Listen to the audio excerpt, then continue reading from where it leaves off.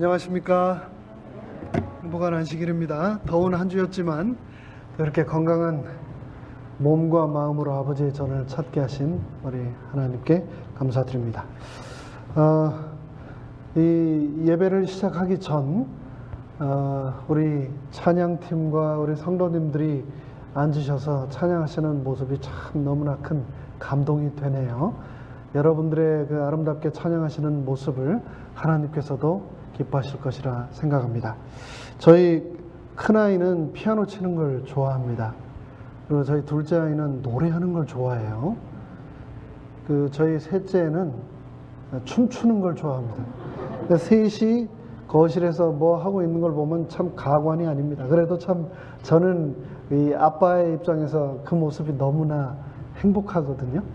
근데 우리의 찬양하는 모습 또한 아버지 하나님께서는 그렇게 기쁜 마음으로 받으시리라 확신합니다. 특별히 이런 LA 같은 대도시에서 저녁 집회에 참석한다는 게 정말 쉽지가 않습니다. 오늘도 뭐 얘기를 들어보니까 프리웨이가 막혀가지고 굉장히 많이들 고생하신 것 같습니다. 저는 그게 무서워서 아주 일찍 나옵니다. 집에서 아예 3시에 나와요. 하지만 대부분의 우리 성도님들은 시간을 맞춰서 오신다는 게 정말 쉽지 않으실 겁니다. 그럼에도 불구하고 주의 전을 사모하고 말씀을 사모하여 찾아오신 여러분 모두에게 우리 성령님께서 친히 이 시간 말씀하여 주시기를 간절히 기원합니다. 저녁 예배 인원이 줄지 않고, 그리고 게다가 거기서 새로운 얼굴이 한 분 한 분 보일 때마다 이 젊은 목사는 얼마나 하나님께 감사하고 또 여러분께 또 감사하는지 모릅니다. 우리 특별히 유승 어르신 유미자 집사님 계속해서 저녁 집회에 함께 해주셔서 너무나 감사하고 우리 모두에게 또 큰 기쁨과 용기가 되리라 생각합니다. 앞으로 계속해서 모이기에 더욱 힘쓰는 세리토스 교회 되기를 간절히 바랍니다. 우리가 지난 시간 사무엘하 8장을 공부했었는데 조금 오래됐죠. 사무엘 8장을 통해서 전쟁을 통해서 왕국을 얻은 것이 아니라 하나님의 섭리로 남방 유다, 북방 이스라엘 통일 왕국을 얻게 된 다윗이 이제 하나님과 함께 그 뜻에 맞춰 이웃 나라들과 전쟁을 할 때마다 그 나라가 블레셋이 되었든, 그 나라가 모압이 되었든, 에돔이 되었든, 아말렉이 되었든 전쟁만 하면 무조건 승리를 하고 나라가 더욱 강해지고 영토가 넓어지는 다윗의 그 승전보를 우리가 사무엘하 8장에서 살펴보았는데요. 그 다윗의 삶을 통해서 어떻게 하면 다윗처럼 인생에서 무조건 승리할 수 있는가, 그의 삶을 통해 3가지를 우리가 교훈을 찾았었습니다. 첫째, 하나님을 전적으로 의지하면 승리할 수 있다. 다윗은 전차와 군사력이 아닌 하나님을 의지함으로, 하나님을 전적으로 믿음으로 전쟁마다 승리할 수 있었다. 우리도 하나님을 전적으로 의지해야 한다라는 것을 살펴보았고요. 두 번째로, 인생의 모든 전쟁에서 무조건 이기려면 둘째, 순종을 하되 끝까지 순종을 해야 한다라는 것을 다윗을 통해 배웠습니다. 왕이 된 이후로도 초심을 잃지 않고 하나님께 철저히 순종했던 것처럼 우리도 처음 하나님을 만났을 때 그 모습, 하나님께 드렸던 처음 마음 그대로 헌신의 결심을 잊지 않아야 한다라고 했습니다.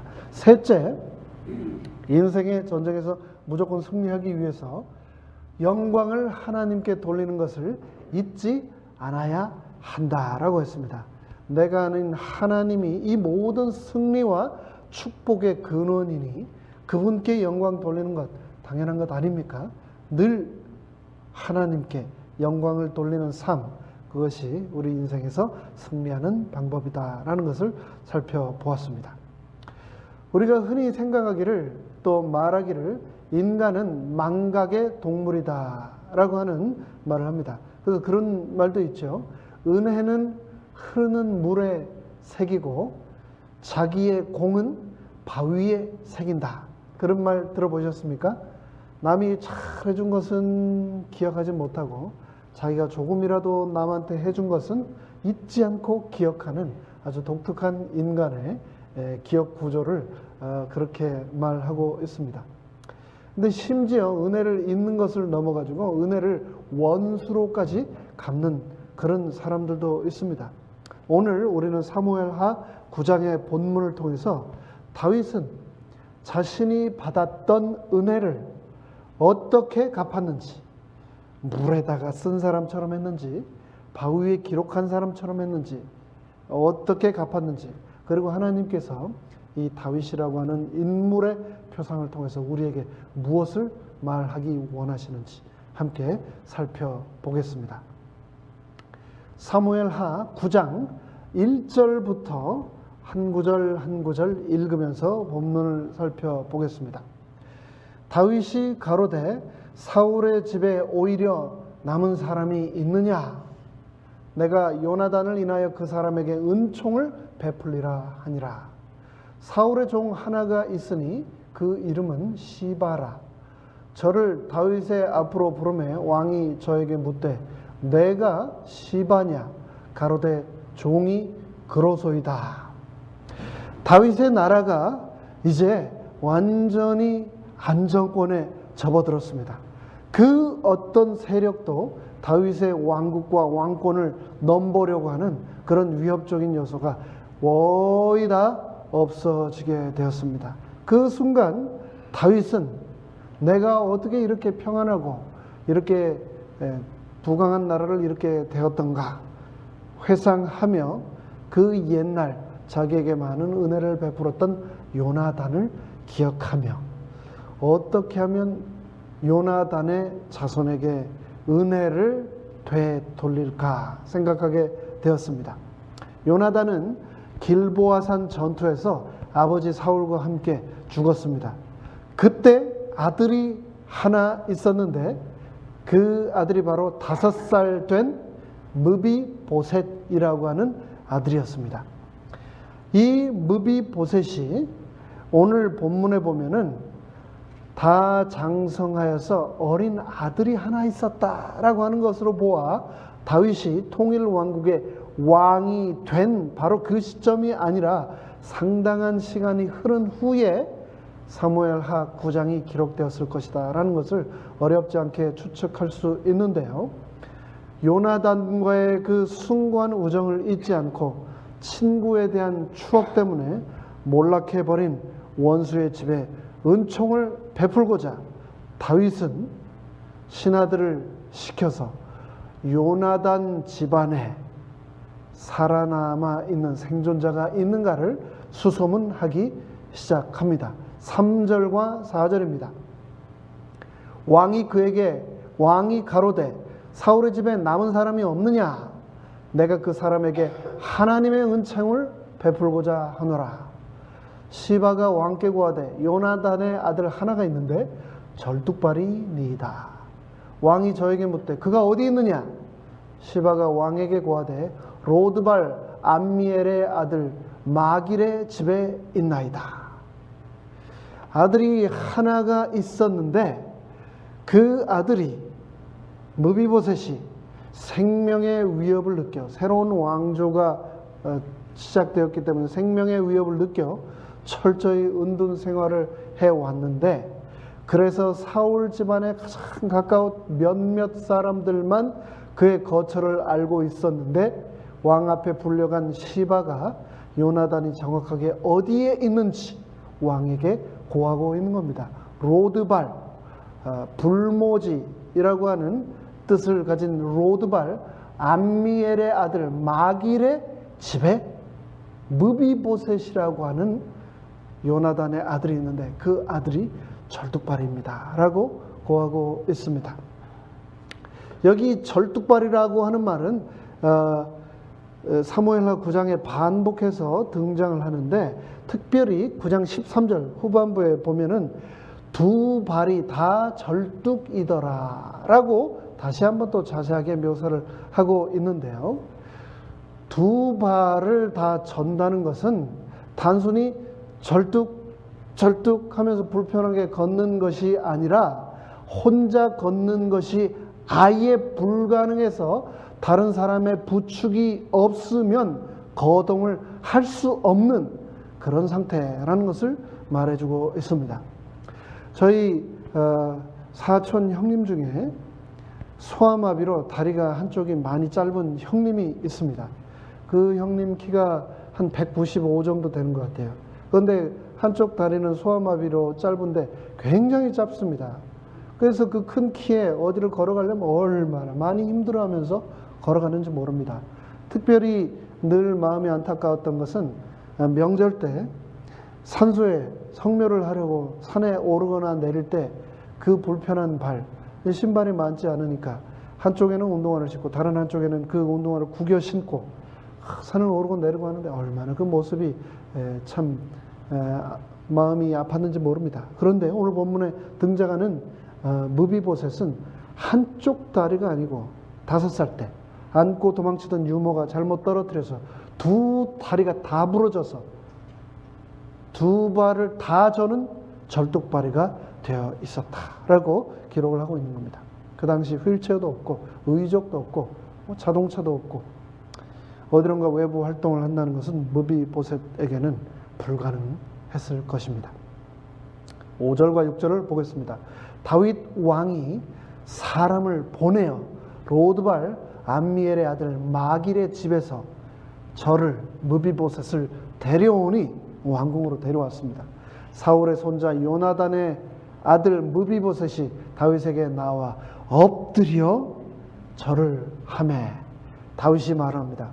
가로되 무비보셋이여 하니 대답하되 무비보셋이 주의 종이 여기 있나이다. 무비보셋은 자신의 생명이 자기가 엎드려 있는 바로 앞에 있는 다윗 왕의 손 안에 있음을 그 누구보다도 잘 알고 있었습니다. 옛날이나 요즘이나 왕조가 바뀌면 그 전 왕조 사람들을 하나도 남기지 않고 멸절시키는 것, 그것은 동서고금을 막론하고 항상 되어온 그러한 일들입니다. 한국도 대통령 하나만 바뀌어도 그 근처에 딸려 있는 뭐 청와대 직원, 뭐 청소부까지 다 바뀐다고 그러대요. 그런데 사울 망해버린 사울 왕가의 남은 유일하게 숨어서 은거 생활을 하고 있던 그 무비보셋이 드디어 왕이 수색을 해서 찾아서 그 다윗 앞에 이제 불려진 겁니다. 그 상황에서 무비보셋은 마음속으로 어떤 생각을 했을까요? 어렸을 때 삼촌이었던 이스보셋과 이스라엘의 왕이었던 이스보셋과 다윗과의 그 투쟁의 그 선명한 광경들이 자기 머릿속에 그대로 남아 있을 텐데 그 사람이 지금 통일 왕국의 왕이 되어 바로 자기 앞에 앉아서 자신의 이름을 부르고 있는 겁니다. 7절 보겠습니다. 다윗이 가로되 무서워 말라. 완전히 엎드려 구할 것이 자비밖에 없는 그 무비보셋이 왕의 부름에 대답을 할 때 다윗은 무서워 말라. 내가 반드시 너의 아비 요나단을 인하여 너에게 은총을 베풀리라. 내가 너의 조부 사울의 밭을 전부 다 너에게 도로 주겠고 또 너는 항상 내 상에서 먹을지니라. 여러분이 만나본 사람 중에 제일 높은 사람, 여태까지 만나본 사람 중에 가장 높은 사람은 어떤 사람이셨습니까? 여러분 여기 시의원들 만나보셨습니까? 아니면은 LA 시장이나 캘리포니아 주지사 만나보셨습니까? 아니면은 미국의 대통령 중에 한 분 만나보신 적 있습니까? 저는 한 분도 그런 분을 만나본 적이 없는데 방문을 갔더니 저희 성도님 중에 한 분이 자기 아이들을 이제 대통령과 한번 사진을 찍어 주려고 돈을 엄청나게 많이 기부하고 그분이 모금 활동을 하면서 잠깐 방문을 했던 어느 호텔에 가서 아들과 함께 오바마 대통령을 한번 사진을 찍으려고 했더니 앞에선 찍으면 안 되고 뒤에서 찍으랬답니다. 그래가지고 오바마 대통령 뒤통수와 자기 아들이 있는 사진을 한 장 크게 찍어서 방에 걸어놓고 대통령하고 사진을 찍었다고 우리 아들이 이렇게 한 거를 제가 보면서 오바마 대통령의 뒤통수를 제가 본 기억이 있습니다. 그런데 이 무비보셋은 뒤통수가 아니고 왕의 높은 황금 보좌 앞에, 바로 자기의 눈앞에 그 왕과 모든 권석들이 있는데, 그 두려움 가운데 있는 무비보셋에게 왕은 뭐라고 말을 하냐면, 내가 너에게 은총을 베풀겠다. 너의 할아버지 사울 왕이 가지고 있던 그 모든 땅, 그 땅이 지금은 누구 땅일까요? 다 다윗 땅이지요. 다윗이 그 땅을 전부 다 다시 얻게 되었고 왕궁을 세웠으니, 그런데 그 모든 땅을 다시 너에게 돌려주겠다. 그리고 거기서 또 뭐라고 얘기하면, 그것이 끝이 아니라 너는 앞으로 항상 내 상에서 밥을 같이 먹겠다.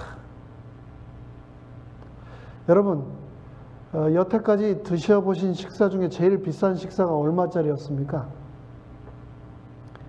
맨날 8불짜리 월남포나 10불짜리 돌솥비빔밥 이런 것만 저는 먹어서 잘 모르는데, 미국도 그렇고 한국도 그렇고 굉장히 비싼 식당들이 있다고 그러대요. 그런 식당에 가면 젓가락이 한 번도 안 가는 굉장히 많은 산의 진미들이 상에 이렇게 실려서 나온다고 제가 들었습니다. 왕의 식탁은 어땠을까? 왕의 식탁. 무비보셋이 그때까지 산 삶은 은총, 너의 아비 요나단을 인하여 내가 너에게 은총을 베푸노라 라고 했는데, 은총과는 전혀 관계없는 삶을 살았습니다. 도망자의 삶, 망한 왕족, 폐가에 남은 자손, 그리고 불구 장애자의 삶을 살면서 도대체 은총이라는 것은 왜 나에게 이렇게 오지 않는 것인가 원망하며 살 수밖에 없었던 그에게 다윗은 뭐라고 얘기를 하냐면, 앞으로 너는 항상 내 상에서 먹을지니라. 이스라엘의 온갖 산의 진미와 좋은 음식들이 그 상에 다 올랐을 것입니다. 최고의 요리사들이 맛있게 조리를 했을 것입니다. 그리고 이스라엘과 예루살렘의 가장 존귀하다고 하는 사람들이 그 테이블에 앉아서 함께 먹었을 것입니다.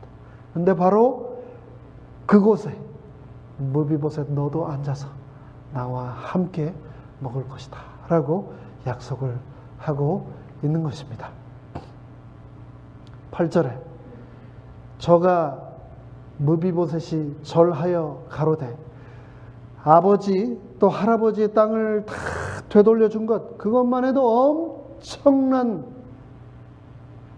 은혜인데 거기에 왕의 식탁에서 함께 식사까지 가도록 특별하게 자신의 아들들, 왕자들과 같은 대우를 하며 신분을 그렇게 회복시켜 주겠다고 하는 그런 다윗의 말에 무비보셋은 절하면서 다음과 같이 말합니다.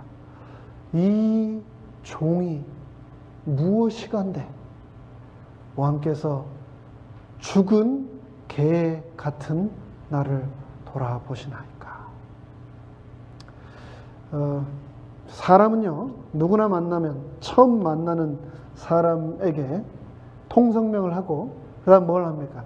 자기가 어떤 일을 하는 사람인지 소개를 합니다. 제가 지갑에 이 캐시는 없는데 항상 들고 넣어가지고 다니는 게 있습니다. 그게 뭐냐면 명함이에요. 명함.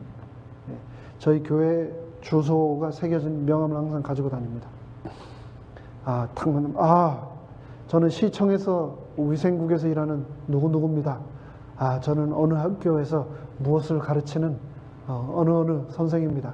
이렇게 무슨 일을 하는지, 그리고 이름을, 통성명을 합니다. 그런데 여기에서 무비보셋은 자기에 대해서 소개할 수 있는 말이라고는 오늘 본문에 등장한 뭐라고요? 저는 시청 위생국에서 일하는 김 누구누구가 아니고 저는 죽은 개 같은 사람이다 라고 하는 단어밖에 그를 소개할 수 있는 말이 없었습니다. 그런데 무비보셋이 자신을 소개하면서 사용했던 이 단어는 하나님 없이 살아가는 오늘날 모든 인생의 비참하고 가련한 모습을 우리에게 보여줍니다. 여러분, 개가 죽어 있는 거 보신 적 있습니까? 저희 설교 준비를 하면서 오늘 드리는 말씀의 제목이 죽은 개이기 때문에 검색을 했는데 사진들이 나오는데 못 봐주겠어요. 너무 그냥 마음이 아파서. 근데 저는 어렸을 때 개가 죽어 있는 걸 많이 봤습니다. 시골에서 농사를 지어가지고 쌀이나 보리를 농사를 해가지고 가마에 창고 같은 데 넣어놓으면 어떻게 됩니까? 쥐가 그냥 있는 대로 구멍을 다 먹잖아요. 그래서 어떻게 하냐면 쥐약을 많이 놨습니다. 옛날에 그랬죠. 쥐약을 많이 놨다고요. 그런데 미국처럼 어디를 가면 항상 끈을 묶어가지고 개를 데리고 다니고 집에서 딱 개장에 넣어놓고 아니면 야대 풀어놓고, 한국 그러지 않잖아요. 많이들 풀어서 키웠어요. 특히 이제 저희 살던 시골은 개를 묶어서 키우는 집이 없었습니다. 다 풀어서 키웠어요. 풀어서. 그러면은 조금 똑똑한 개들은 쥐약을 먹고 죽은 쥐를 안 건드렸는데, 잘 모르는 어린 개들은 그거를 잘못 건드리거나 먹어가지고 개들이 많이 죽었습니다. 그러니까 돌아다녀 보면은 개들이 막 경련을 일으키고 또 그러다가 막 들판에 구르다가 죽은 그런 개들이 많았습니다. 어렸을 때. 참 비참하고 그 모습이 너무나 그냥 안타깝습니다. 그런데 무비보셋이 자신을 뭐라고요? 나는 왕이시여. 제가 무엇이간데 그런 큰 은혜를 내리십니까? 저는 들판에 죽어있는 쓰레기나 죽은 동물들의 사체나 치우는 그런 청소부 같은 혐오스러운 그런 죽은 개 같은 존재인데 왜 나에게 이런 은혜를 베푸시나이까? 라고 말을 하고 있습니다. 자신의 진정한 마음, 다윗을 향한 감사의 마음, 그리고 하나님의 은혜와 은총에 대한 그의 반응을 고스란히 담아놓은 자신을 표현한 단어, 그것을 죽은 개라고 성경은 기록을 하고 있습니다. 9절입니다. 왕이 사울의 사환 시바를 불러서 이르되 사울과 그 온 집에 속한 것은 내가 다 너의 주인의 아들에게 주었노니 너와 내 아들들과 내 종들은 저를 위하여 밭을 갈고 거두어 내 주인의 아들을 공개하라. 그러나 내 주인의 아들 무비보셋은 항상 나의 상, 왕의 상에서 먹으리라 하니라. 시바는 아들이 15이요 종이 20이라. 사울의 종이었던 시바, 사울의 왕가는 몰락하였지만 여전히 그의 종으로 남아있는 이 시바가 아들이 15이고 종이 20이나 되었다라고 했습니다. 큰 가문을 여전히 이루면서, 왜냐하면 한때 왕의 식솔이었기 때문에 그렇게 큰 집안을 이루며 살았는데, 다윗 왕이 그 시바를 불러서 전에 있던 사울 왕의 모든 토지와 경작지를 전부 이 생존해 있는 너의 전 주인 왕 사울의 손자인 무비보셋에게 주니 이제 너는 무비보셋을 섬기고 그 땅들을 경작하고 거기에서 나온 소작물들을 가지고 무비보셋을 섬기라 라고 왕이 친히 명령을 하고 있는 것입니다. 11절입니다. 시바가 왕께 고하되 내 주 왕께서 온갖 일을 종에게 명하신 대로 종이 준행하겠나이다 하니라. 시바가 그 왕의 명을 받들어 무비보셋을 섬기기 시작하게 된 겁니다. 무비보셋은 왕자 중 하나처럼 왕의 상에서 먹으니라.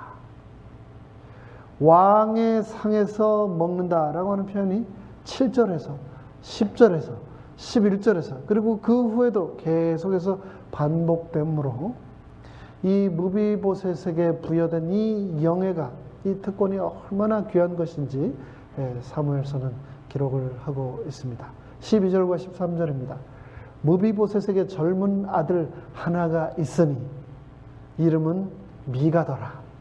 5살짜리 두 다리가 부러진 불구장애하였던 무비보셋이 어느새 세월이 지나 아버지가 되었고 그에게 아들 미가가 있었다라고 기록을 합니다. 무릇 시바의 집에 거하는 자들은 모두 다 그의 아들들, 그의 종들 모두 무비보셋의 수라에 들어가 그의 종이 되었습니다.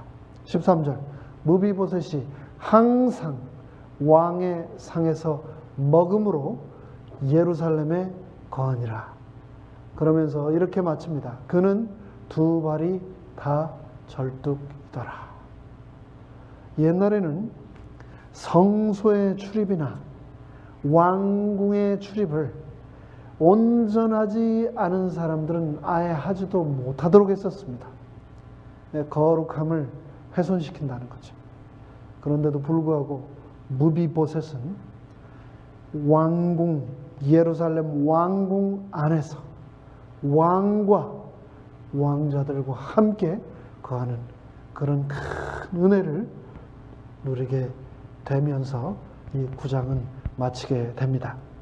그런데 거기에서 끝난 이후에 그 이후에 무비보셋의 삶이 어땠을까? 여러분 생각해 보셨습니까? 사무엘 하는 멀지 않아 다가오는 이 무비보셋의 이야기를 계속해서 기록하고 있는데 특별히 오늘 사무엘하 9장에 등장했던 이 무비보셋이 19장에 다시 한번 등장하는데 참 가슴 아픈 그런 일을 겪으면서 드러나는 무비보셋의 또 다른 모습을 기록을 하고 있습니다. 사무엘하 19장 24절로부터 있는 내용을 또 읽도록 하겠습니다. 사울의 손자 무비보셋이 내려와서 왕을 맞으니 저는 왕에 떠난 날부터 평안히 돌아오는 날까지 그 발을 맵시내지 아니하며 그 수염을 깎지 아니하며 옷을 빨지 아니하였더라. 무슨 말인가? 사무엘하 9장에서 세월이 지나 다윗이 더 나이를 먹고 그의 아들 중에 하나가 압살롬이 그 안에서 쿠데타를 일으켜 왕이 되겠다고 자기의 형제들을 죽이고 아버지 왕을 죽이겠다고 예루살렘에서 쿠데타를 일으켰을 때 다윗은 급히 그 성을 벗어나 도망쳐야만 했습니다. 근데 그렇게 도망을 쳤다가 다윗 왕이 다시 사태가 수습된 후에 예루살렘으로 돌아왔는데 돌아올 때 무비보셋이 돌아온 다윗 왕을 맞이한 겁니다. 그런데 왕이 떠난 후 무비보셋이 어떻게 왕궁에서 지냈는가를 24절이 뭐라고 표현하냐면 왕이 떠난 날부터 돌아오는 날까지 그 발을 맵시내지 아니하며 그 수염을 깎지 아니하며 옷을 빨지 아니하였더라. 씻지도 않고 제대로 정돈하지도 않고 떠나버린 왕을 간절히 사모하며 오로지 그의 귀환만을 기다렸던 무비보셋의 간절함이 이렇게 표현이 되어 있습니다. 저는 정말 수염이 안 납니다. 면도를 거의 안 해요. 안식일에 단에 서기 전에 살짝 하면 됩니다.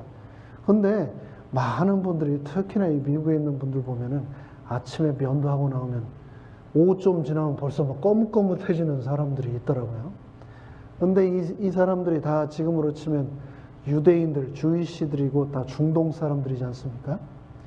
왕이 떠나서 돌아올 때까지 하루 면도를 안 해도 이게 굉장한데, 올 때까지 수염도 깎지 않고 그 더운 데서 옷도 빨지 않고 왕이 돌아오기만 기다렸다 라고 했으니 그 마음이 얼마나 절박했던가 우리가 생각할 수 있습니다. 그런데 여기 25절에 이렇게 말을 하고 있습니다.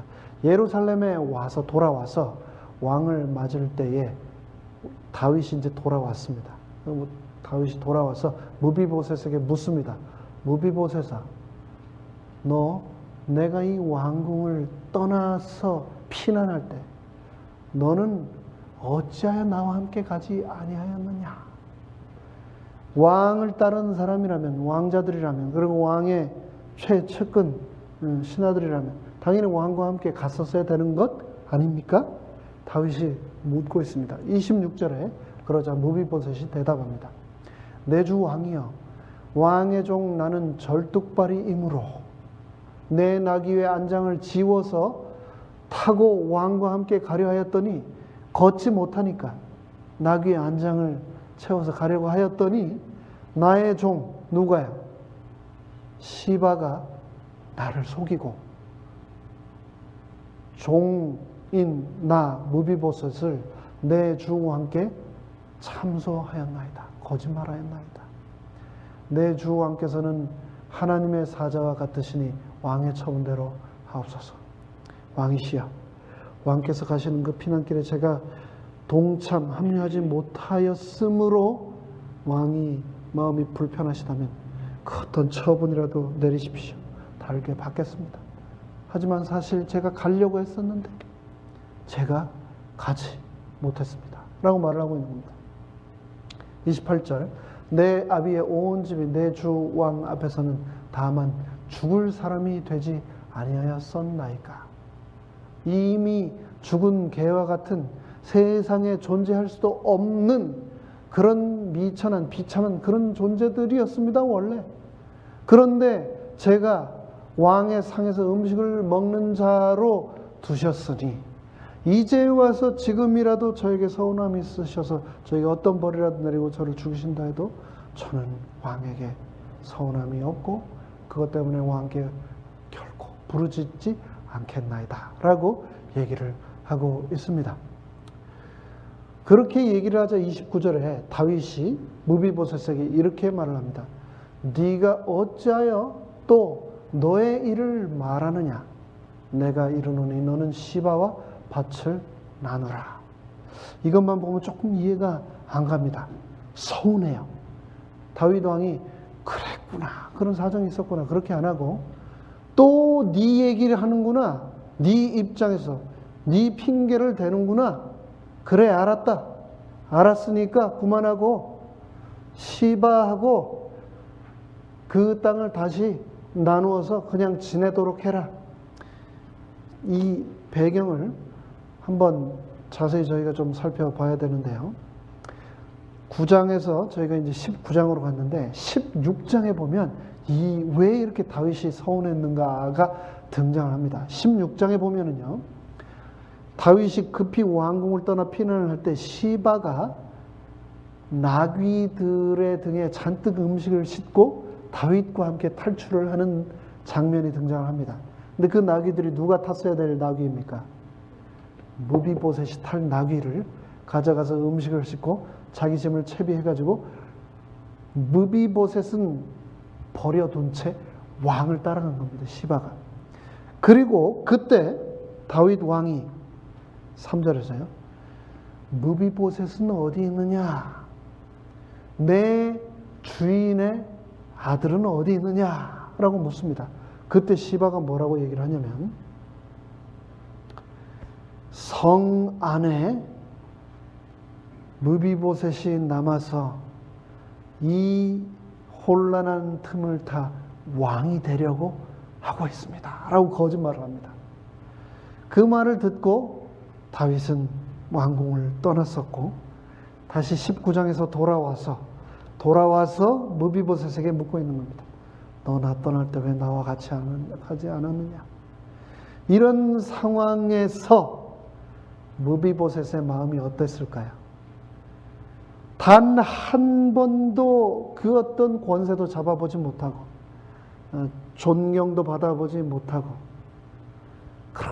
그렇게 살았던 무비보셋이 왕의 은혜를 받고 왕궁에 들어가게 되었는데 왕의 명령에 의해 자신을 섬기라고 했던 종 시바마저도 자기가 타려고 하던 나귀까지 빼앗아가고 왕에게 거짓말을 하면서 자신을 철저히 배반하여 버렸지만 여전히 자신이 할 수 있는 것이 아무것도 없었습니다. 근데 그 상황에서 놀라운 것은 이 무비보셋은 왕에게 서운해하지도 않고 시바에게 분노하지도 않습니다. 왕이시여, 제가 이 진실을, 제 사실을 말씀드렸으면 그 시바를 혼내고 시바에게 탁 넘겨줘버렸던 나의 할아버지의 땅, 내 아버지의 땅을 저에게 돌려주셔야 되는 것 아닙니까?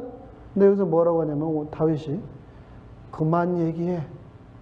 그 땅 그거 그래 그냥 시바하고 다시 나누어서 너도 얼마 갖고 더 이상 얘기하지 마 라고 얘기를 하고 있는데 여전히 무비보셋은 그것에 대해서 전혀 왕에게 불평을 하거나 억울하다고 말조차 하지 않고 있는 겁니다. 30절에서요. 무비보셋이 왕께 고하되 내 주 왕께서 평안히 궁에 돌아오시게 되셨으니 저는 시바입니다. 시바에게 그 땅 전부 가지라고 하십시오. 무슨 말인가? 다윗을 향하여 서운함이나 억울함의 마음보다 무비보셋은 다윗이 왕궁을 떠났던 그 기간 내내 자신에게 은혜를 베풀었던 그 다윗의 안전과 무사귀환을 간절히 소망하며 그렇게 있다가 왕께서 평안히 궁에 돌아오셨으니 저에게는 재산, 땅, 종 다 필요 없습니다. 왕께서 무사히 돌아오신 것만으로 저는 너무나 기쁘고 하나님께 감사합니다 라고 얘기를 하고 있는 겁니다. 재산에 연연하지도 않고 억울한 마음에 분을 가슴에 품고 살아가지도 않고 속임수와 거짓말에 매도당하고 이용당하며 무시당했는데도 그 모든 불합당한 대우보다도 무비보셋의 마음에는 다윗 왕으로 받았던 그 은혜와 사랑이 너무나 더 컸기 때문에 그 모든 것들을 상쇄하고도 남았던 겁니다.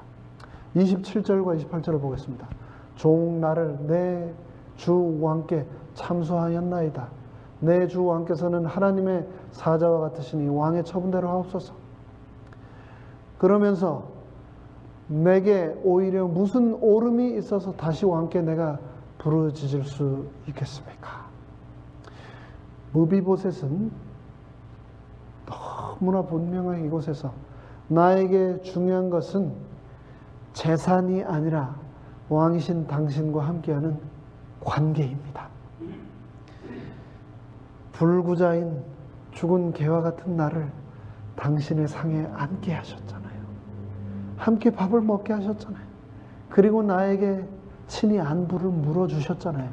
그리고 내 아버지와 함께 나누셨던 소중한 우정의 이야기들을 저에게 해주셨잖아요.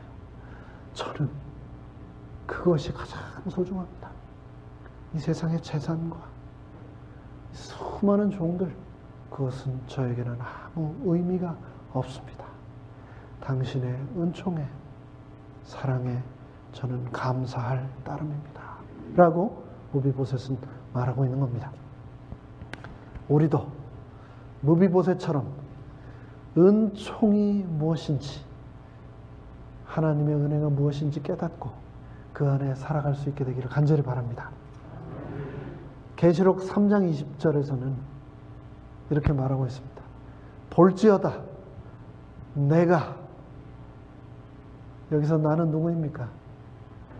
통일 왕국의 왕인 다윗이 아니고 온 우주의 왕이신 예수 그리스도께서 내 문 밖에 서서 내 문을 두드리시면서 누구든지 내 음성을 듣고 문을 열면 내가 그에게로 들어가 그로 더불어 먹고 그는 나로 더불어 먹으리라. 왕과 함께 그 테이블에서 식사하겠다라고 예수님께서는 말씀하고 계신 겁니다. 무비보셋이 왕의 식탁에 앉았던 것은 자신의 의로움과 그의 선함 때문이 아니었습니다. 그것은 전부 하나님의 전적인 은총이었고 은혜였습니다. 죄로 인해서 영적인 절뚝발이가 된 나를 우주의 왕이신 우리 아버지 하나님께서 찾아와서 나와 함께 먹겠다라고 하시는 것, 그것이 바로 은혜 아닙니까? 그렇게 세상에서 가장 가치 없는 존재여서 하나님의 은총만 바라볼 수밖에 없었던 무비보셋을 통해서 나 또한 하나님의 은혜를 온전히 깨닫게 된다면 나의 기업과 나의 신분 또한 온전히 회복될 것이다 라고 하나님께서는 우리에게 약속하고 계십니다. 이제 말씀을 마무리하도록 하겠습니다. 그런데 말씀 마무리하기 전에 은혜를 받아 은총을 받았던 이 무비보셋이 그 어떤 억울함과 곤란한 상황 가운데서도 그 마음을 변치 않고 하나님께 계속 향했던 그런 삶을 살았는데, 과연 그렇다면 은혜를 받은 은총을 받은 우리는 어떻게 살아야 할까를 제가 잠시 또 한번 생각해 보게 됐습니다. 마태복음 18장에 보면 우리가 너무나 잘 아는 예수님의 비유가 하나 등장합니다. 그 비유는 바로 1만 달란트 빚진 사람을 탕감해준, 용서해준 왕의 이야기입니다. 비유인데, 예수님의 비유인데 이렇게 말을 하고 있죠. 1만 달란트 빚진 자를 하나 데려와서 갚으라 라고 명령했는데 돈이 없었습니다. 그러자 왕이 네 몸을 팔고 너의 처를 팔고 자식들과 모든 소유를 다 팔아서라도 갚으라. 근데 1만 달란트는 너무너무나 큰 돈입니다. 1달란트가 노동자의 16년 샐러리를 하나도 쓰지 않고 세이브한 금액인데, 1달란트가 1만 달란트면 죽을 때까지 가는 경우 몇백 세대를 세이브해서 그 사람들이 가문이 모은다 해도 갚을 수 없는 돈입니다. 그런데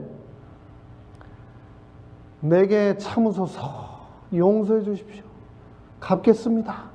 갚을 수 있을까요? 못 갚는 돈이라고요. 그런데도 불구하고 그렇게 얘기를 하자 왕이 그 1만 달란트 빚진 자를 탕감하여 줍니다. 그런데 그 종이 탕감을 받고 나가서 자기에게 100데나리온 빚진 동관은 동료를 얘기를 하는 거죠.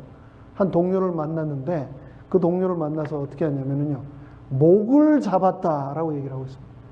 이 목 잡으면은 굉장히 분위기가 험한 겁니다. 그렇죠? 목을 잡고 빚을 갚으라. 100데나리온.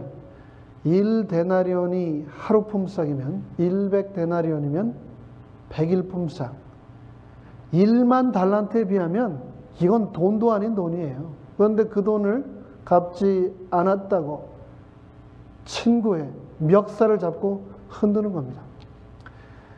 그리고 나서 그 친구를 감옥에 잡아넣었죠. 근데 그 소식을 사람들이 듣고 왕에게 고하자 왕이 너무나 괘씸하다 생각하여 다시 불러다가 빚을 다 갚도록 감옥에 넣어버립니다. 감옥에 나왔을까요? 빚을 갚고 감옥에서 나왔을까요?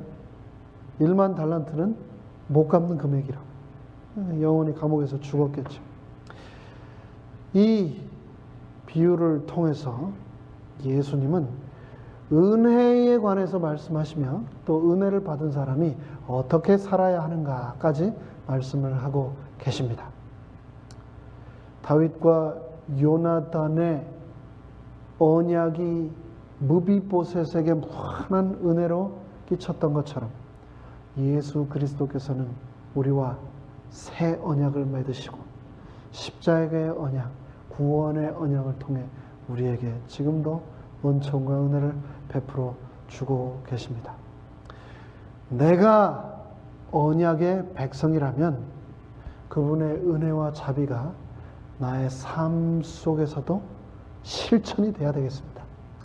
1만 달란트를 탕감받은 사람이라면 그 은혜에 감사하며 살아가는 모습이 우리의 삶을 통해 실천이 되어야 한다는 것입니다. 우리가 신앙생활을 하다가 보면은 함께한 가족, 함께한 성도들에게 서운해하는 경우가 있습니다. 그리고 가끔은 다투기도 합니다. 그런데 우리는 1만 달란트의 빛을 탕감받은 은혜를 입은 하나님의 은총을 받은 자라는 사실을 기억해야 되겠습니다. 그래서 내 옆에 내 가족 중에 또 나와 함께한 성도들 중에 혹시 나에게 누군가가 100데나리온을 빚졌더라도, 누군가가 나를 서운하게 한다 하더라도, 누군가 나를 오해하고 헐뜯더라도 그들과 다투는 것이 아니라 그 모습을 안타까워하고 그들을 용서하고 내가 받은 그 은혜를 도로 똑같이 베풀어야 한다는 것을 기억해야 하겠습니다. 그런 사람을 볼 때마다 하나님께서 내 인생에 특별히 허락하신 은혜를 베풀 수 있는 기회를 주기 위해 내 인생에 특별히 허락하신 대상임을 기억해야 하겠습니다. 용서하고 은혜를 베풀고 사랑하는 우리 모두 되기를 간절히 바랍니다. 시편 116편 12절의 말씀을 읽고 말씀을 마치겠습니다. 여호와께서 내게 주신 모든 은혜를 무엇으로 보답할꼬? 아멘. 여호와께서 내게 주신 이 모든 은혜를 무엇으로 보답할꼬? 이 말씀이 나의 삶의 자세, 내 삶의 모토가 되기를 바랍니다. 하나님께서 주신 은혜에 보답하는 삶, 그리고 하나님의 언약 속에서 사는 삶 되시기를 간절히 바라면서 말씀을 마치겠습니다. 오늘은